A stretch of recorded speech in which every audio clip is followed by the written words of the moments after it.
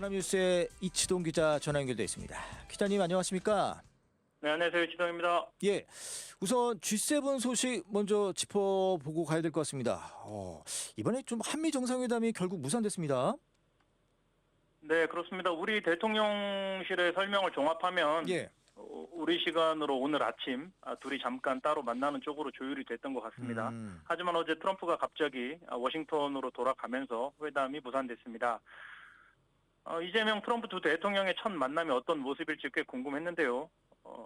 마치 몹시 기다리던 영화 개봉이 하루 전에 갑자기 연기돼서 명작인지 졸작인지 예. 확인을 다음 기회로 미루게 된 느낌입니다. 참고로 클라우디아 쉐인바움 멕시코 대통령도 이번 G7 정상회의 갈지 말지 참석할지 말지를 상당히 많이 고민했거든요. 예. 그런데 이제 트럼프와의 관세 협상이 워낙 중요하니까 회담 만나기 위해서 갔지만 이 역시 취소됐습니다. 예.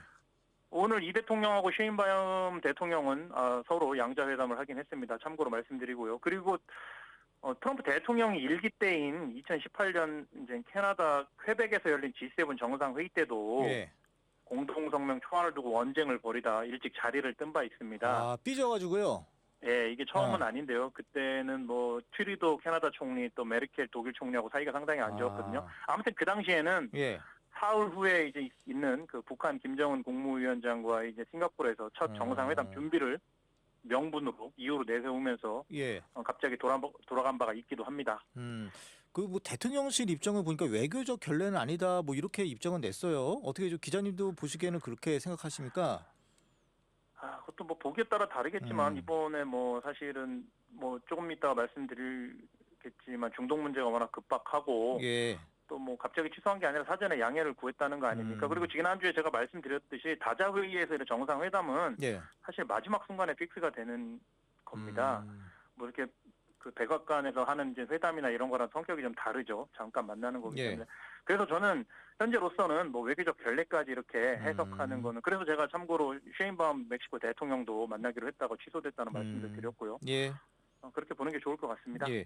그 뭐 지난주에는 우리 기자님이 그런 식으로 얘기하셨잖아요. 예, 트럼프 대통령은 가급 좀 피하는 게 좋겠다. 뭐 이런 간증으로 말씀하셨는데 어떻게 트럼프 대통령 만나지 못한 거 잘 된 겁니까? 아니면 아쉬운 겁니까? 그러니까 최상의 시나리오는 둘이 만나서 화기애애한 장면 이제 연출하고 사진도 잘 찍고 하는 게 최상의 시나리오였지만 예. 또 최악은 이 대통령이 거기까지 갔는데 트럼프를 제대로 못 만났을 경우 그럼 또 패싱 무시당했다 예. 뭐 혼밥 먹었다 이런 또 논란이 벌어지면 이게 최악 아니겠습니까? 예. 그 두 번째 차악은 또 이제 만났는데 트럼프가 이제 뭐 분위기가 좀 약간 쎄하고 예. 또 원하지 않는 발언, 쓸데없는 발언 막 해대고 광의비 얘기 꺼내고 카메라 앞에서 이런 경우는 차악인데 그러니까 둘 다 뭐 최선도 최악도 아닌 상황이고 약간 제가 말씀드린 대로 영화 개봉이 조금 이제 미뤄진 셈이니까 이제 다음 기회를 준비해야 되겠죠. 이번에는 사실 워낙 준비 기간이 짧고 제대로 준비를 하지 못하고 이제 급하게 간 측면이 있는데 조금 더 준비를 해서 다음 기회를 잘 살려야 되지 않을까 싶습니다. 예. 뭐 관련해서 하나 더 여쭤보면 미일 정상회담은 열렸더라고요. 이거 열렸습니다. 어떻게 회원국과 초청국 뭐 그 차이로 봐야 되는 겁니까? 그러니까 저도 이제 그 뉴스를 보면서 왜냐면은 전 세션이 이틀간 세션인데 전날은 G7 회원국들이 만나거든요. 예. 사진도 같이 찍고 그러니까 아무래도 만날 기회가 되잖아요. 예. 다음 날은 이제 초청국 옵서버 국가들이 오는데 그래서 첫날 트럼프가 이시바 총리하고 만난 겁니다. 근데 저도 이 부분을 주의 깊게 봤는데 이시바 쪽에 미국 언론이나 일본 언론에서 공통적으로 쓰는 단어가 합의에 실패했다는 이제 제목을 뽑았습니다. 둘이 이제 관세 관련해서 합의를 하지 못했거든요. 그러니까 이 부분도 트럼프가 약간 염두에 두지 않았나 싶습니다. 뭐 쉐인바움이나 이재명 대통령을 만나더라도 관세 관련해서 자기가 원하는 걸 얻지 못할 것 같다. 이런 생각도 일부 했을 가능성이 있다고 봅니다. 그러니까 제가 말씀드린 대로 이시바와 트럼프의 이번 회담에 대해서는 부정적인 톤의 언론 기사가 많이 나왔거든요. 왜냐하면 합의를 좀 기대하는 부분이 있었는데 합의에 실패했기 때문에 뭐 그런 부분도 좀 고려가 된 거 아닌가 싶기도 합니다. 그렇군요. 아니 그러면 이 개봉 예정인 영화가 갑자기 연기된 이유 트럼프가 갑자기 워싱턴으로 돌아간 이유 이거 확인됐습니까? 어떻습니까? 그러니까 중동 문제와 관련해서 국가안보팀과 긴급 NSC 회의를 하기 위해서라는 게 중론입니다. 80분간 미팅이 있었는데 이게 조금 전에 끝났다고 하는데요. 아무튼 그러니까 중요한 부분 지금 상황이 급박하게 돌아가고 있는데 월스트리트 저널은 이제 미군의 이란 타격을 예. 옵션 중 하나로 진지하게 검토 중이라고 보도했습니다. 어. 그러니까 줄곧 이스라엘의 이란 공격을 반대하던 트럼프가 최근 하루 이틀 새에는 이제 네타냐후 총리에 동조하는 듯한 발언을 잇따라 내놓고 있는데요. 예. 어쨌든 지난 일주일 새 트럼프의 이란 관련 언급이 널뛰듯 많이 바뀌어서 어지러울 지경입니다. 이걸 쭉 보면은 상당히 많은 말을 했는데 계속 톤이 바뀝니다. 어. 오늘은 급기야 자신의 SNS에 이란 최고 지도자가 어디에 숨어 있는지 알고 있다면서 다만 당장은 죽이진 않겠다라고 경고했습니다. 예. 이어서 다른 메시지에서는 무조건적인 항복을 촉구하기도 했습니다. 그러니까 요약하면 트럼프의 이란에 대한 메시지 톤이 상당히 강경해지고 있고 예. 극단을 향해서 치닫고 있어서 결국 행동으로까지 나서는 거 아니냐 이런 관측이 제기되고 있는 상황입니다. 아, 그렇군요. 근데 이거 이란이 이거 확전을 원치 않는다라고 미리 얘기를 했잖아요. 교전 직후에 한 3일 됐나요? 근데 이렇게 이스라엘이 공격 중단하면 반격을 중단하겠다 이렇게 얘기도 했는데 갑자기 또 이 트럼프의 이런 발언들 어떤 배경이 있는 겁니까?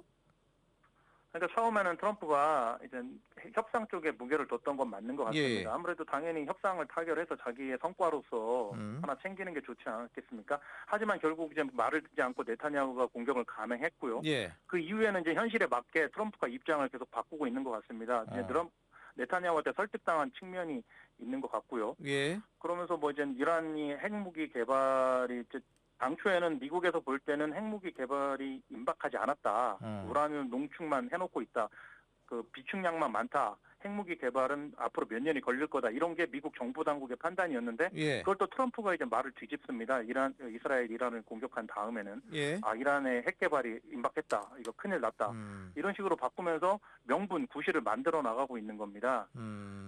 그런 지금 상황이 진행되고 있습니다. 예, 그렇군요.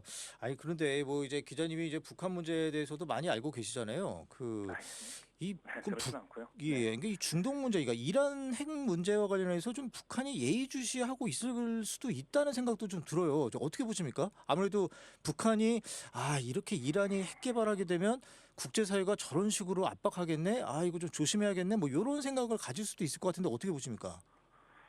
앵커께서 말씀하신 생각에 동의하고요. 그럴 수도 있는데 예. 하나 결정적인 차이는 이란하고 북한은 북한은 이미 핵 개발을 완료했지 않습니까? 지금 핵탄두가 50개가 된다는 둥, 90기가 된다는 둥 이런 얘기가 나오고 있는데 예. 지금 네타냐후 총리나 트럼프 대통령이 얘기하는 게 북한 얘기는 안 하지만 북한과 달리 이란은 지금 핵 개발이 임박한 상황이다. 지금 사전에 미연에 때려야 된다. 근데 북한은 사실 지난번에 몇십 년 전에 그 클린턴 때 금창리를 폭격하려고 하기도 했고 예. 선제 타격 얘기가 나왔지만 실행하지 않았잖아요.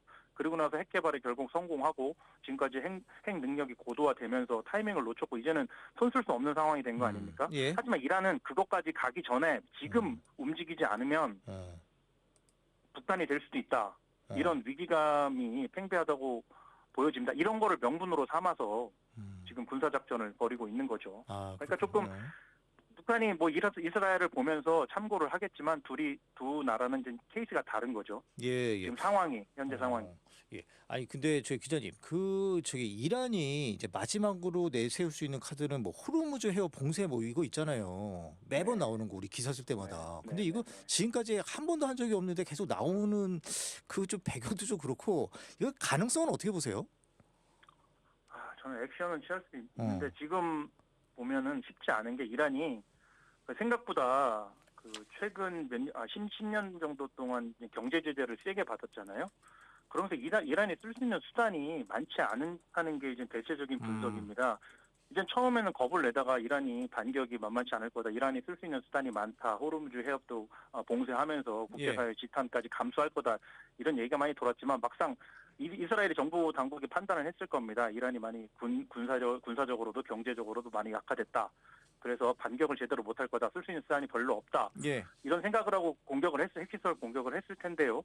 지금 막상 뚜껑을 열고 보니까 실제로 이란이 제대로 힘을 못 쓰고 있는 상황 아닙니까? 예. 그래서 이란이 지금 호르무즈 해협을 봉쇄한다는 건 미국이 개입할 수 있는 명분을 하나 더 주는 셈이 되는데요. 그것까지 하기는 현실적으로 쉽지 않아 보입니다. 그렇군요. 알겠습니다. 끝으로 이거 하나만 더 좀 알아보죠. 이 북한 문제인데 이 북한이 러시아에 공병 6천 명을 보냈다는데 이거 어떤 내용입니까? 네, 북한이 러시아 크루스크주에 공병 6천 명 말씀하신 대로 파견하기로 했다고는 보도가 어제 나왔는데요. 예. 지뢰 제거를 위한 인력 1,000명, 그리고 전쟁 피해 복구를 위한 일꾼 5천 명을 보낸다는 겁니다. 셰르게이 쇼이구 러시아 국가안보회의 서기가 어제 푸틴 대통령의 특별 명령에 따라 방북해서 김정은 국무위원장을 직접 만나서 설득했다는 겁니다. 북한은 우크라이나 전쟁에 1차로 전투병 12,000명을 파병한 데 이어서 올해 초엔 3,000명을 더 보낸 거로 알려졌습니다. 이제 대규모 공병까지 투입하는 건데요. 정리하면 김정은 입장에선 러시아 파병을 일종의 이제 혈맹 보험을 든 셈인데요. 이제 특약을 계속 추가해 나가면서 보장 범위와 보상금 규모를 키워 나가는 것으로 볼 수도 있겠습니다. 예, 알겠습니다. 그럼 지금까지 여기까지 얘기 듣죠. 지금까지 이치동 기자였습니다. 고맙습니다. 네, 고맙습니다.